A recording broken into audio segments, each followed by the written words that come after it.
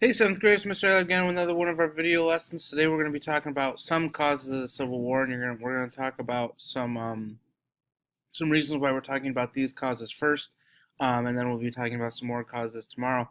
We should have this cut out and put into our interactive notebook. It's going to go on page 97, I believe, in our interactive notebook, but we'll see in class today. Sometimes I'm not 100% on with my numbers, but you're going to take the notes. You're going to jot down all the notes underneath the flaps that we have in our interactive notebook. All right, let's get going. All right, so the Missouri Compromise.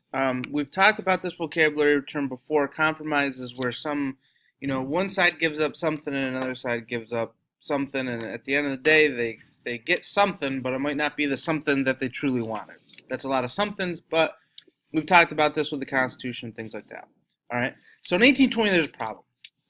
Missouri wants to join the Union as a slave state. Now, this wouldn't seem like a problem regularly. However, at this time period, the country has become pretty divided. This issue of sectionalism has already started. And the issue is going to be more political power to the slave states and government. All right, and we'll talk about that a little bit more when we get to the map.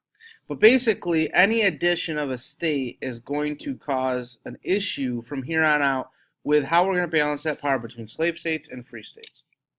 So a solution created by this guy named Henry Clay, who we've talked about, there's a little bell for you, who we've talked about is threefold. Number one, Missouri is going to enter as a slave state. Luckily, we also had Maine as a free state, and then we're going to have no slavery north of the 36 degrees 30 parallel longitude-latitude line. All right, this is going to make a little bit more sense when we talk about this looking at the map. But a question, we'll put the question after the map. All right, so here's a map of the 1820 Compromise, and you can kind of see we have 1, 2, 3, 4, 5, 6, 7, 8, 9, 10, 11, 12 slave states. 1, 2, 3, 4, 5, 6, 7, 8, 9, 10, 11, 12 free states. That's going to keep that balance upon the government, right? By adding Missouri and Maine, you could add, you're never going to be even in the House of Representatives, right? Because it's based on population. So Missouri may have more members than Maine. That's not going to be the big problem. But remember, for any law, what both sides are afraid of is a law passing or a bill passing that says either no more slavery or slavery forever. That could pass the House of Representatives. But again, it also has to pass somewhere else, the Senate. Now, in the Senate, everybody is equal.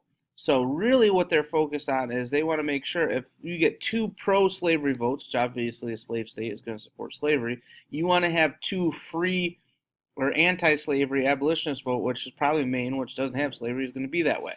All right. Now, here is this 3630 line right in here.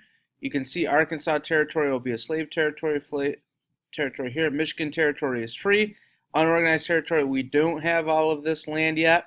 Oregon country, we don't have any of this land yet. Belongs to Spain, claimed by multiple countries. But wait, we will get there. All right. Our next compromise, we'll talk about those issues. All right. So compromise of 1850. Problem. See if this sounds familiar. It should. California wants to enter the Union as a free state. All right. Just like the compromise of 1850, another state wants to enter the Union.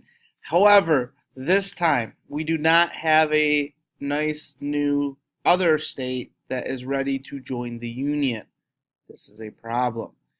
Again, issue, this time, now there could be more political power for the free states and government. So the slave states are all, this is crazy, we can't do this. So we come up with a compromise. And this compromise, as you can tell, the more parts to a compromise of 1820, kind of easy peasy, right? You get a state, we get a state, we draw a line across country.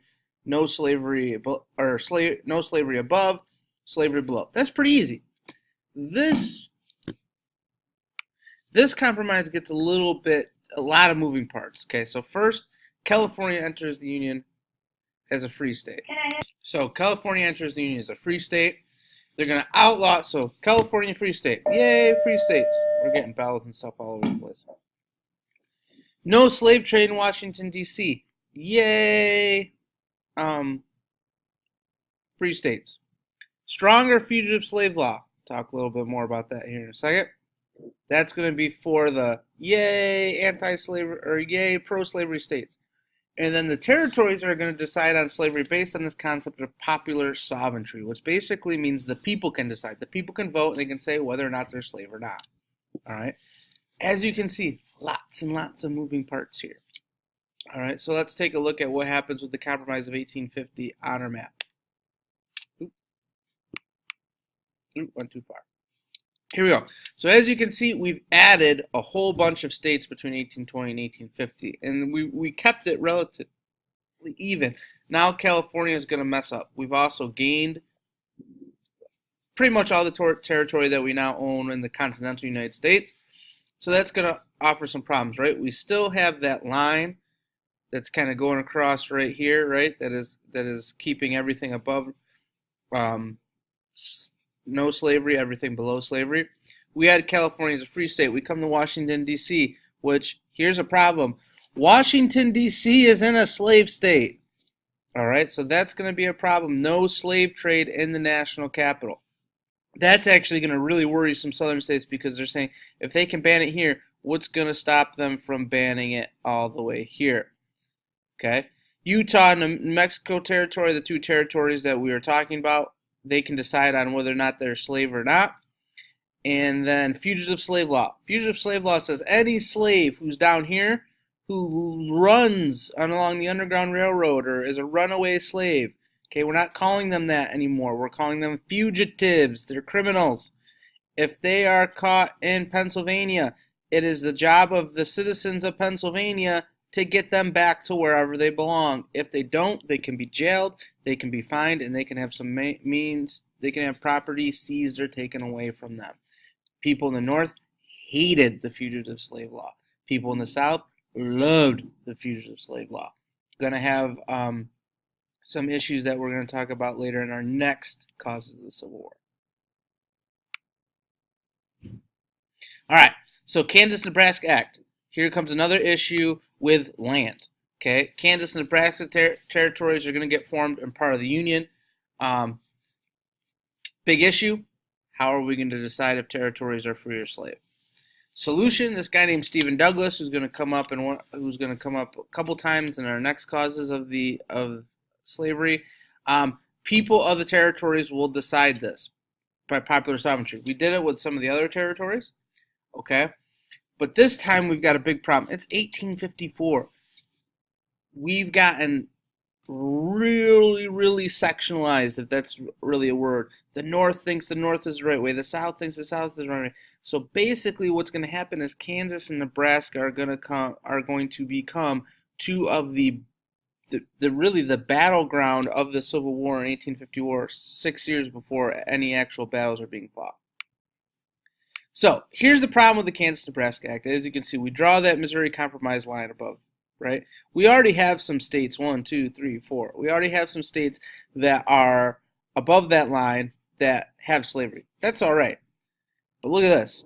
All of this new land basically could become slavery. So basically you're saying the Missouri Compromise, you're out. No more Missouri Compromise. Kansas-Nebraska Act is against the Missouri Compromise. Here's what's going to happen.